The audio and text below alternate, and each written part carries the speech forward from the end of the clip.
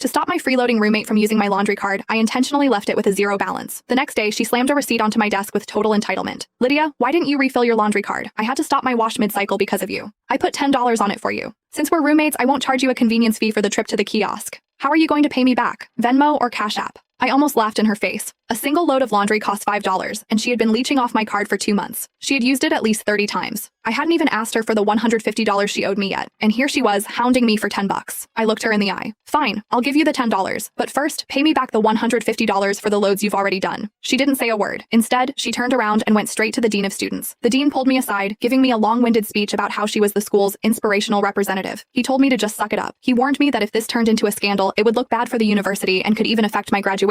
My roommate became even more arrogant after that. She started spouting nonsense in the dorm. Lydia has so much money, why shouldn't she spend some on me? I grew up in the middle of nowhere, but the school values me. If she's really that upset, let her make a scene. At the end of the day, she's the one who won't graduate, not me. I let out a cold laugh. Did they really think I was too afraid to blow this up? Well, I was going to give them a show they'd never forget. Nadine's eyes welled up with tears. She shot a quick glance at our other roommates before lowering her head. Her voice sounded like she was on the verge of a breakdown. Lydia, it was so windy this afternoon. I ran all the way to the student center with wet hair just to refill your card. If you don't want to be grateful, fine. But how can you be so petty about money? Petty? Is that what we're calling it now? Asking for what's rightfully mine? The other girls in the room turned their chairs around to watch the drama. Sloane asked, "What's going on?" "It's nothing. I just put $10 on Lydia's laundry card and now she refuses to pay me back." Nadine sniffled, pausing for effect. "I'm not even saying she has to pay. It's just that $10 is what I spend on food for a whole day." Sloane nodded and looked at me. "Was your card really empty?" I leaned back in my chair, my voice flat. "Because Nadine used it all." Nadine pouted as if she were the victim. "What do you mean I used it? Don't you use it too? Besides, I've used it so many times before and you never said anything."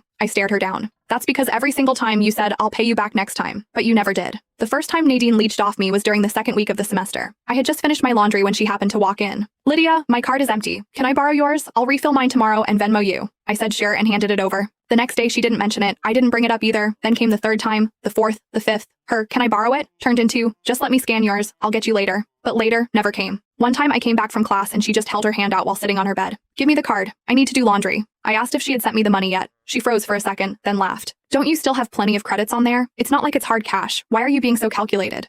Calculated. It wasn't just the laundry card either. Nadine would always ask me to grab her something whenever I was printing files or ordering Starbucks. Each time it was only $2 or $3 or maybe 10. And every single time it was, "I'll pay you back later." Again, she never did. I knew she came from a poor rural background and had 3 younger siblings to help support. She was on a tight budget, so I hadn't made a big deal out of it. But now she was calling me petty. Since that conversation, I had stopped refilling the card. I figured she would realize what was happening once she saw the zero balance. Who knew she would refill it herself and then come to me for a reimbursement? Seeing my silence, Nadine's victim act started to crumble. "Lydia, I only used your card a few times. Don't you think you're being a bit much? You think this is a